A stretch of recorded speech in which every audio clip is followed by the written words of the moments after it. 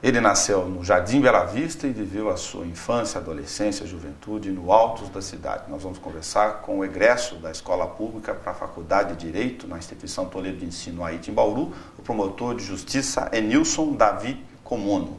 Você não tem o sobrenome de quem na família, Enilson? Da minha mãe, não tenho. Comuno é do pai? Do pai. Sua descendência naturalmente da família, e que geração é japonesa?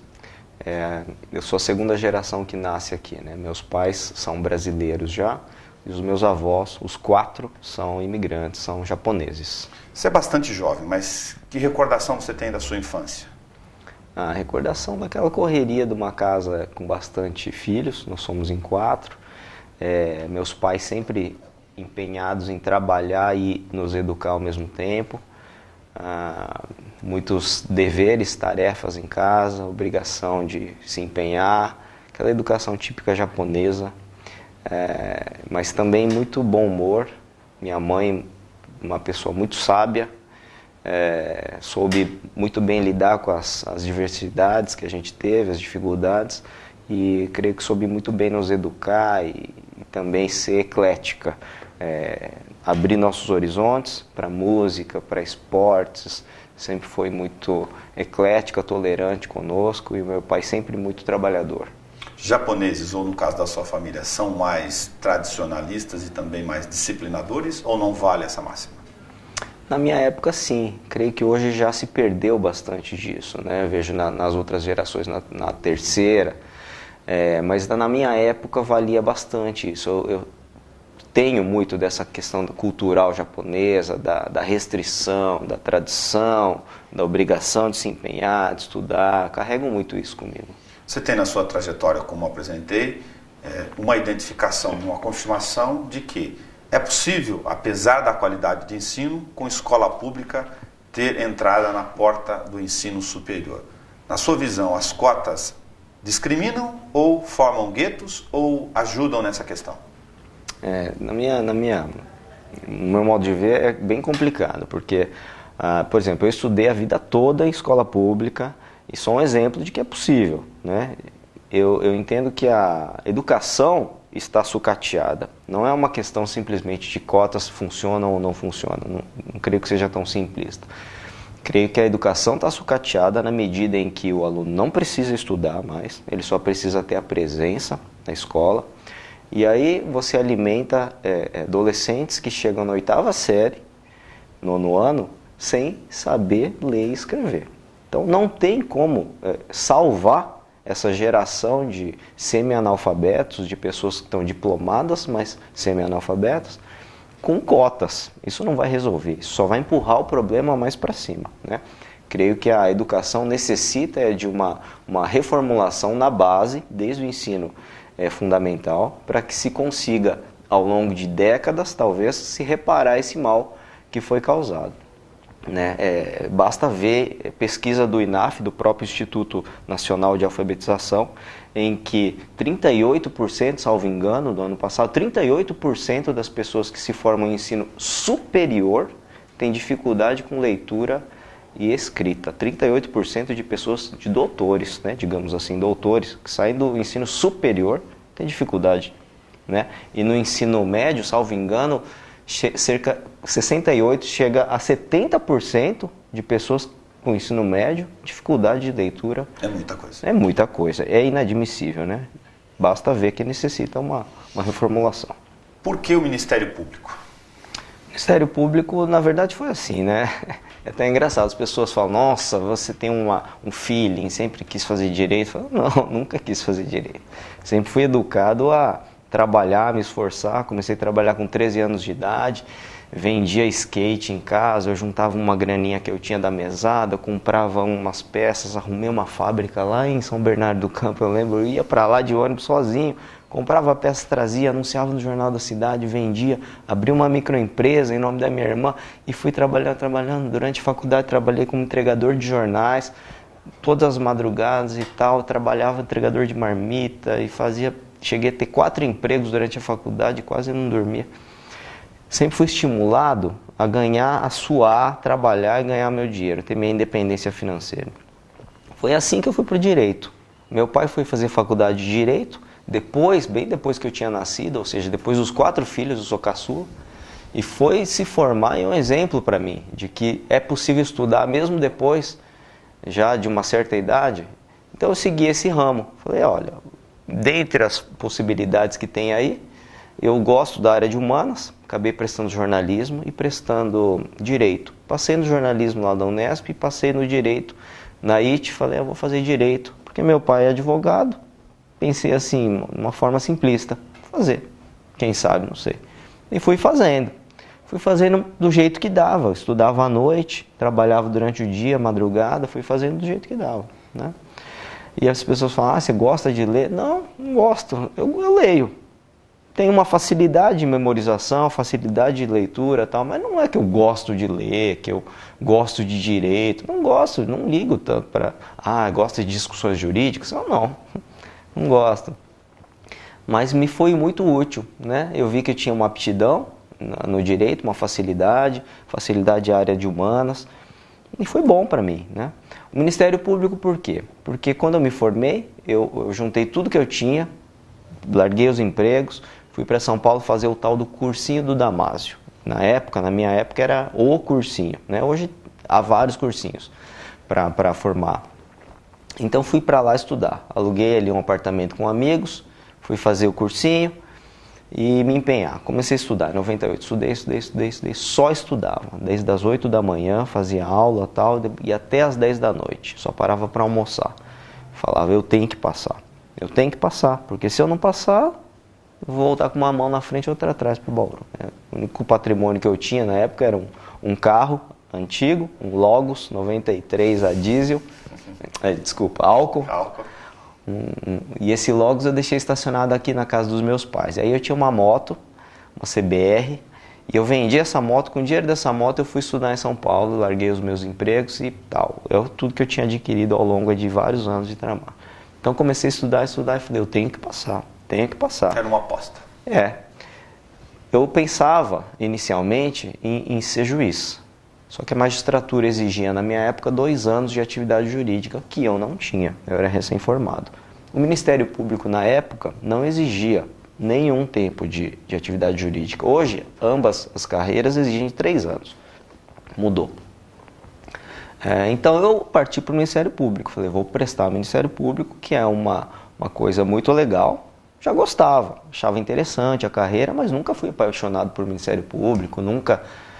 Durante a faculdade, para ser sincero, eu nunca pensei o que eu ia fazer. O que eu pensava eu preciso gerar renda.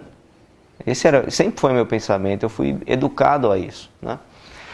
A estabilidade falou mais alto aos olhos do mais jovem Nilson, então? Sem dúvida que a estabilidade sempre falou mais alto. Vou prestar um concurso público, vou ficar estável, tranquilo, tal. E eu acabei indo prestando do Ministério Público. Aconteceu até uma coisa interessante no concurso, que eu prestei, comecei a estudar no começo do ano, o concurso foi em outubro, eu me lembro, prestei a primeira fase, são várias fases, esse concurso é demorado, e a primeira fase é objetiva, né? A nota de corte foi 78 pontos, de 100 questões foi 78 e eu fiz 77, fiquei por não passei, na verdade, né? Fiquei muito chateado. Nessa mesma semana que fui reprovado lá, entraram aqui na casa dos meus pais, eles estavam viajando, furtaram a casa dos meus pais, tinham 3 carros lá, eles fugiram com o meu carro. E era o único carro lá de casa que não tinha seguro. Fiquei sem lá a minha reserva financeira. Uma semana antes disso, eu tinha sido reprovado na última fase de um concurso em Goiás, que era para procurador do Estado. Uma opção, não queria prestar concursos fora, porque eu sei que são regionalistas, que eles dificultam um pouco para pessoas do estado de São Paulo, que sabem que as pessoas querem ficar aqui. Então eu estava com uma série de traumas aí, reprovei lá em Goiás, reprovei aqui na primeira fase do Ministério Público, levaram o meu carro, eu fiquei com uma mão na frente e outra atrás, literalmente. O dinheiro da moto estava acabando, eu falei, o que eu vou fazer agora? Porque esse concurso do Ministério Público só abre depois que acabar daqui 1 ano, 1 ano e meio. Até lá o meu recurso não tem, vou ter que voltar para Bauru e voltar a entregar marmita, ou sei lá, né, ou pedir emprego em algum escritório, sei lá. Fiquei bem chateado, né? Tive uma experiência muito importante nessa semana, porque até então eu sempre pensava muito de uma forma, eu vou conseguir, eu me esforço, faço por merecer, etc e tal. Mas essa semana aí eu tive uma experiência assim, eu fui para a igreja, sou cristão, voltando da igreja no metrô, estava chovendo muito, eu lembro que eu desci do metrô e eu fui tomando chuva do metrô até o apartamento que eu estava e assim, senti mesmo Deus falando comigo do tipo, para de achar que é você que está no comando das coisas, que você vai fazer, né? Saiba que eu controlo também as coisas e eu quero abençoar as coisas que você tem a fazer, né? Eu lembro que eu cheguei no apartamento já leve, sem o fardo, assim, tipo, tá tranquilo. Apesar de todas as perspectivas serem negras, né? O cenário ser negro, eu vou confiar de que vai dar certo. E voltei, fiquei tranquilo, voltei a estudar aquela semana. Naquela semana, meu pai me telefona falando, olha, Nilson, largaram o seu carro aqui com a chave dentro estacionado na frente do Colégio Batista, perto de casa. Devolveram o carro, né? Deixaram ali. Eu falei, eu nem comemorei muito, que eu já estava tão em paz. Falei, que legal, deixa o carro aí. E naquela semana, na sexta-feira, pela primeira vez, o Ministério Público reformulou uma das questões e deu mais uma alternativa como certa de uma das questões. Então aquela questão ficou como A e C, e eu tinha assinalado C. Pulei para 78 pontos, passei da primeira fase. E foi nesse concurso que eu entrei, passei na segunda fase, passei nas entrevistas, psicotécnico, no oral. E eu sou promotor de justiça deste concurso, que eu fui reprovado inicialmente, né? Então, a partir de então, eu entendi que o meu esforço vale muito. Tenho que fazer minha parte? Tenho. Mas existe alguém lá que está zelando por mim, né? Que está ali atrás, né?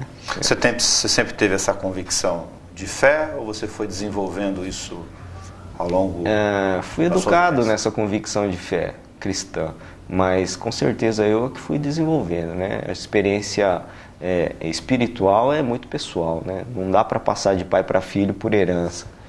Apesar de eu ter crescido em escolas bíblicas e etc., acampamentos bíblicos, ambiente cristão de uma forma geral, acho que a gente só entende Deus e a questão espiritual quando a gente tem experiências pessoais, como essa que eu tive, como outras várias que eu tive, né?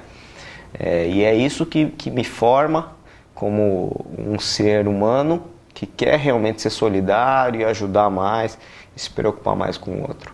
A partir de então eu entendi que eu entrei no Ministério Público não só pelo meu esforço, mas com um dever de servir ao próximo, né? Não é um por acaso, Deus me colocou lá, fiz minha parte também, mas eu tenho que ser agradecido às pessoas, a Deus, e tenho que retribuir com o maior afinco possível à sociedade. Ao desenvolver essa atividade, você contou para a gente para a entrevista que você tem naturalmente uma vontade pessoal maior pela questão da infância, e a gente vai falar das outras tarefas todas que estão interligadas de alguma forma com essa sua relação solidária das relações humanas aí. Como o promotor de justiça se manifesta emocionalmente, internamente, como você controla, se é que você precisa controlar isso, o fato de você, numa comarca como Duartina, que é onde você atua hoje, ter convivência com questões absolutamente difíceis das relações de vida, como a droga no menor, por exemplo. O lado pessoal, sentimental, sempre está envolvido. E não há como represar isso, né? E isso até me impulsiona a trabalhar mais, né? É por isso que eu me envolvo tanto com a área da infância, que eu gosto. Desde que eu cheguei lá, a gente tem reformulado toda a questão da área de adoção. Temos trabalhado com afinco para isso, reformulei a casa-abrigo para que pudesse receber crianças em situação de risco. Dou orientação constantemente para os conselhos tutelares para que fiscalizem toda a situação de risco de crianças. Eu, quando necessário, vou pessoalmente nas casas para verificar se existe a situação de risco, levo a equipe nossa de assistente social, de psicologia, para a gente fiscalizar. E com isso a gente criou uma série de abrigamentos de crianças que até então não eram abrigadas. Por quê? Porque o poder público fazia vista grossa, digamos assim, por uma situação de risco de uma criança, ia deixando, deixa ele ir aos trancos e barrancos e tal.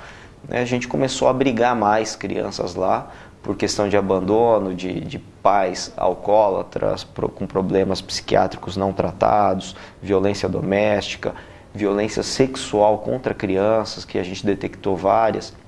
E crianças foram abrigadas, muitas retornaram para a família, ou para a família extensa, para um avô, para um tio, mas muitas também foram encaminhadas para a adoção. Né? Aí tem a vista grossa do poder público, dessa tentativa que o poder público assume essas tarefas, afinal ele existe em última instância para dar resposta a essas questões de conflitos e demandas sociais, e tem em particular uma outra expressão, a questão da vista grossa da família nos casos de abusos, porque as estatísticas mostram que a grande massa de incidências está relacionada a quem está próximo dentro do lar. Não há dúvida.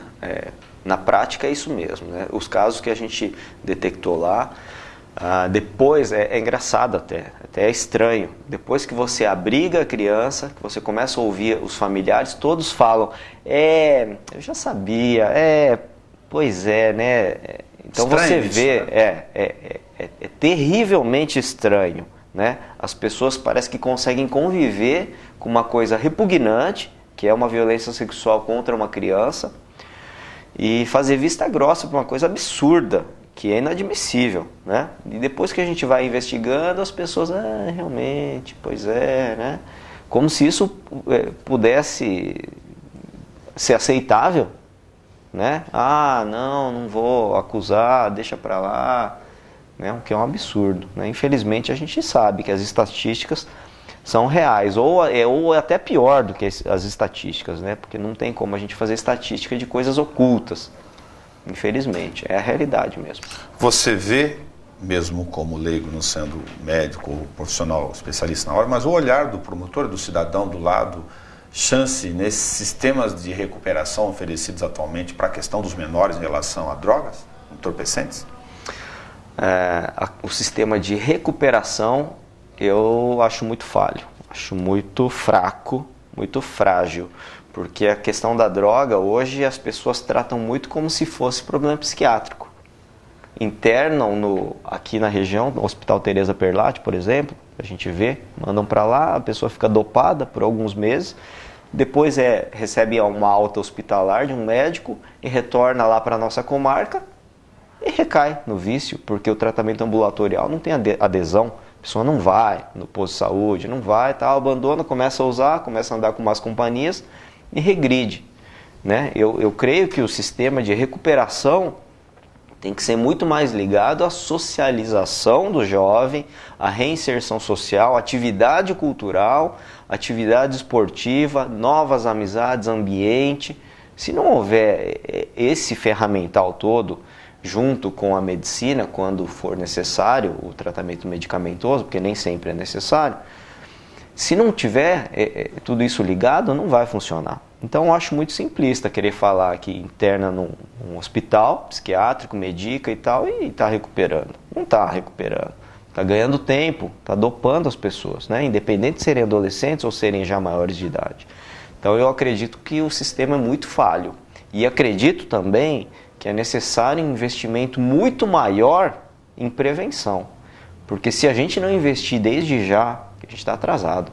Em prevenção, a gente está criando uma bola de neve, uma coisa que a gente não vai conseguir absorver. Por mais que a gente crie clínicas, sistemas bons de recuperação, o crack é uma realidade hoje, causa uma dependência severa e quase irreversível. Eu sei disso, porque a gente tem lá alguns usuários de crack lá com quem a gente trabalha. Tenho visitado casas de recuperação. Essa semana mesmo estive fazendo um trabalho lá no Esquadrão da Vida.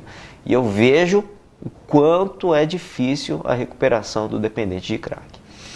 A despeito da questão institucional e da discussão que envolve a razoável, no mínimo, questão de fortalecimento das instituições do papel do Ministério Público, do ponto de vista jurídico, mais interno da matéria, como você viu em particular a questão de que na PEC 37 havia uma discussão jurídica técnica O promotor já não é parte, ele não pode, no sistema jurídico, ou não poderia, desempenhar dois papéis, a de acusador e depois de preparador, antes do sistema? Não vejo problema nenhum nisso. Isso na verdade, é uma matéria já vencida. Existem inúmeros julgados de Brasília, do STJ, que legitimam, inúmeras situações que legitimam, que falam que o promotor pode investigar e denunciar, que é a ação penal. Perfeito. Não há irregularidade, nulidade nenhuma. Nenhum caso foi anulado por isso, porque o promotor também participou da investigação.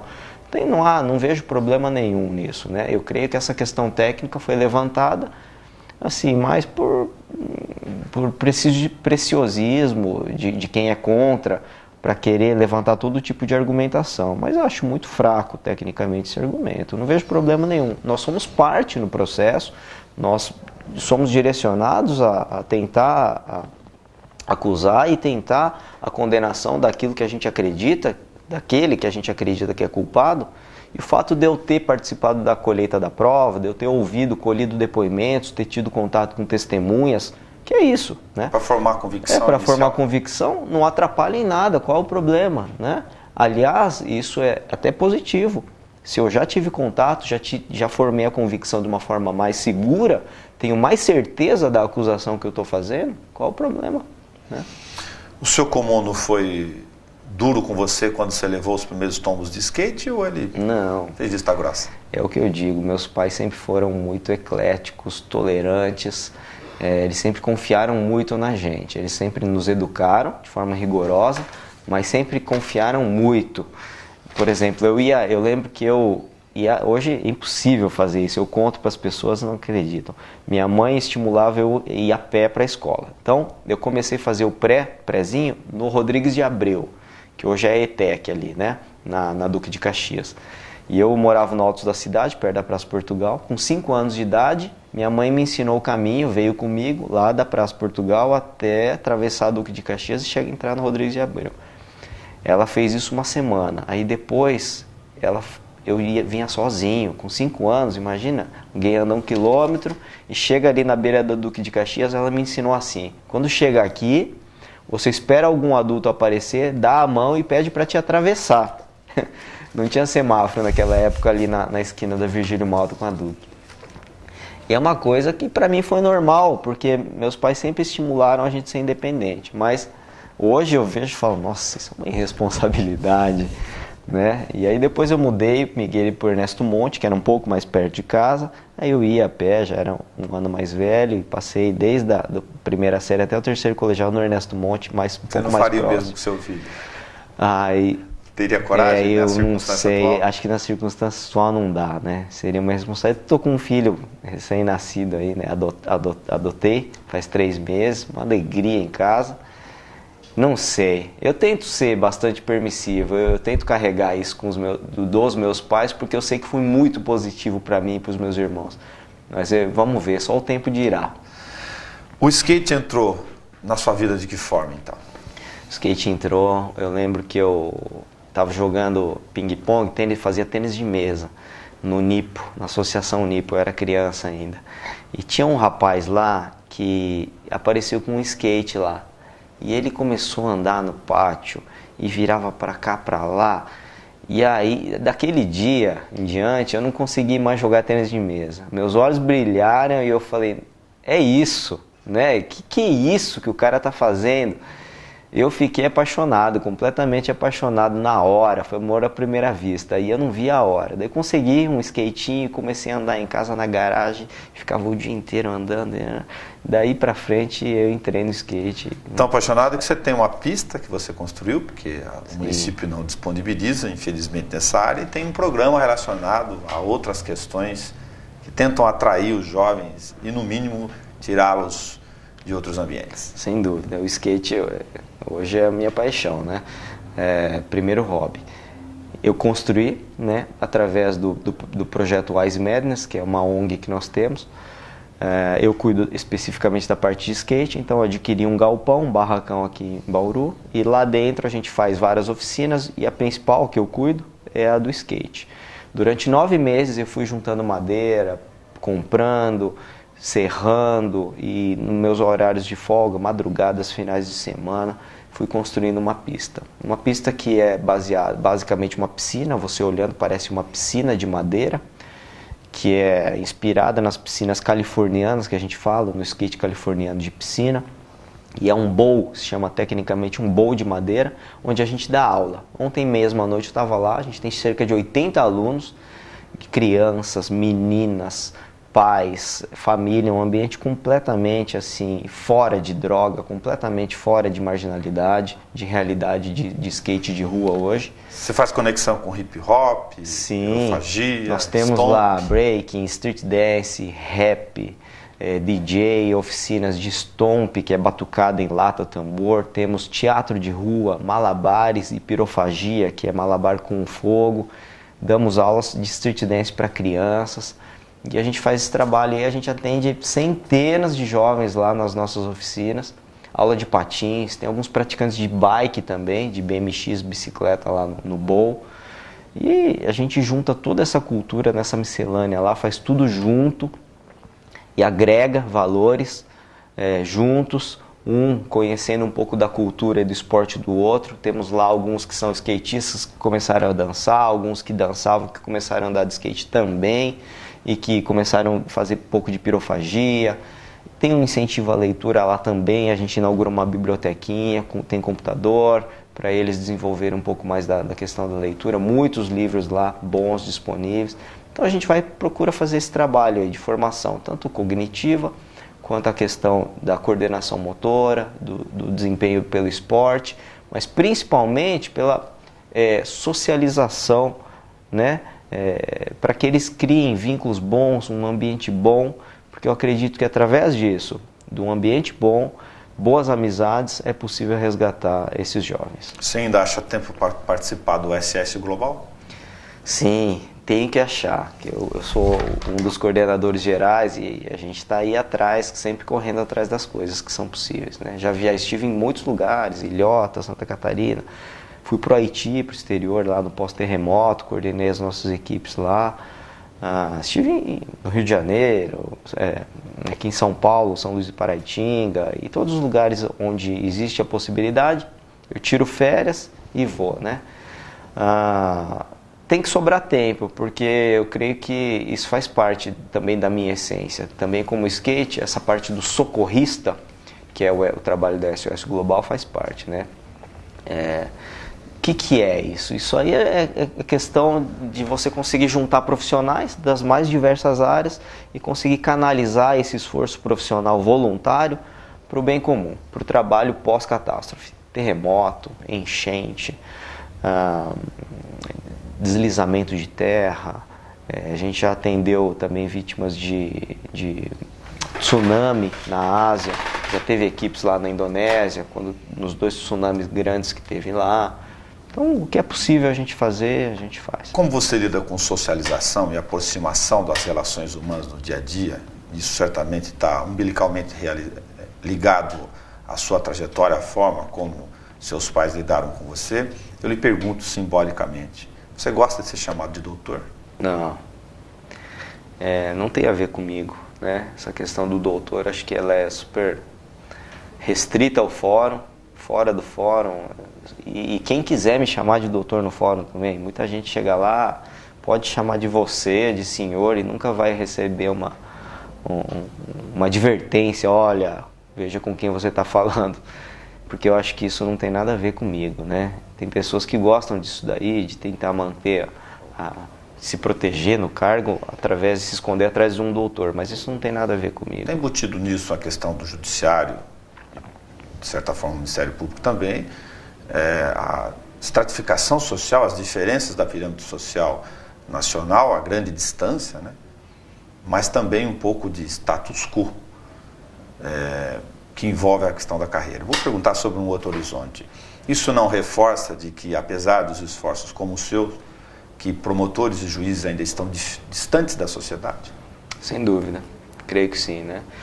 As instituições precisam chegar perto da sociedade, precisam estar próximas, né? Precisam fazer audiências públicas, precisam atender o público, precisam saber quais são as reais carências, precisam ir nas escolas, nos hospitais, precisam conhecer as entidades de abrigamento de crianças, de recuperação de drogados, precisam estar nos equipamentos públicos para saber quais são as demandas reais, né? Ficar escondido nos fóruns, nas prefeituras, nas câmaras, nos gabinetes do Ministério Público, realmente causa uma distância que é confortável para o profissional, porque não precisa se envolver, mas desgasta o Ministério Público, desgasta o Judiciário e torna ele longe da realidade. Tá? Você atuou no GAECO em São Paulo e GAECO não é para promotor nem para atuação para ladrão de galinha, é para crime organizado e de especialização em várias frentes de demandas. Sim. O crime organizado está bastante organizado? Sem dúvida, né? Talvez nem todos, né? Mas assim, a gente vê que existem alguns nichos de organização criminosa muito organizada, né? Muito mais organizada do que o poder público e do que a capacidade de combater ou de investigar.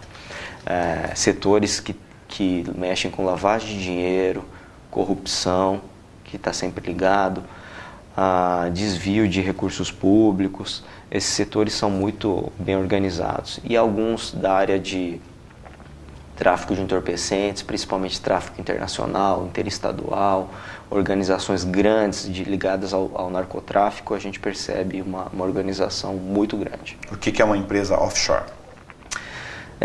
Para as pessoas entenderem, a grosso modo, são empresas feitas em outros países com o objetivo de canalizar recursos desviados para outros países, para que através dessas empresas esses recursos sejam lavados, sejam legalizados, digamos assim, e recebam um selo de autenticidade, de dinheiro limpo e possam, eventualmente, depois de rodarem por outros países, outras instituições bancárias, retornar ao Brasil como um investimento limpo, um dinheiro limpo, né? São empresas voltadas para lavar o dinheiro.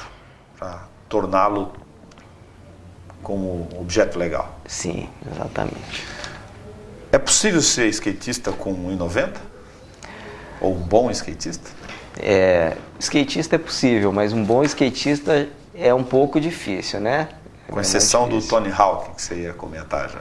Isso, Tony Hawk é um ícone do skate, ele é bem alto, né? Mas via de regra os skatistas são baixinhos, né? Acho que é pela facilidade, o centro de gravidade é mais baixo, cai menos, tem mais facilidade ali de se equilibrar. Quanto mais alto, mais fácil. Qual fratura você está se recuperando nesse momento? Atualmente num rompimento de ligamento do joelho, que eu caí ano passado lá. Acho que a idade já está pesando, mais do que o peso corporal, a questão da idade, da falta do preparo físico. Eu fico achando que eu ainda tenho 17 anos, quando estava no auge do meu skate, mas hoje eu já tenho 37, né? Então isso pesa bastante. Estou recuperando uma fratura no joelho. É duro ou é real? Skate é igual a lesão? Skate é igual a lesão, isso é uma realidade, né? Infelizmente o skate é um esporte de impacto, você está lá sobre 4 rodas e uma hora cai, e quando cai você é inesperado, e o chão, da proteção. Apesar da proteção, né? Joelheira, cotoveleira, elas podem impedir que você rale as partes. Agora, uma fratura é praticamente impossível. Você cai com o braço virado para trás, pode deslocar o ombro, pode fraturar o antebraço aqui, como eu já fiz 3 vezes, e não adiantaria estar de cotoveleira, porque nem encostou o cotovelo no chão, né? Foi um contato da mão com o braço esticado, causa uma fratura no antebraço. Tornozelo, não existe proteção para tornozelo, existe para joelho. Você cai com o pé virado, já quebrei o pé 3 vezes e não há proteção que possa salvar. Acho que o capacete é uma coisa importante, porque você bater a cabeça pode estar um traumatismo, mas fora isso, não há proteção que possa impedir.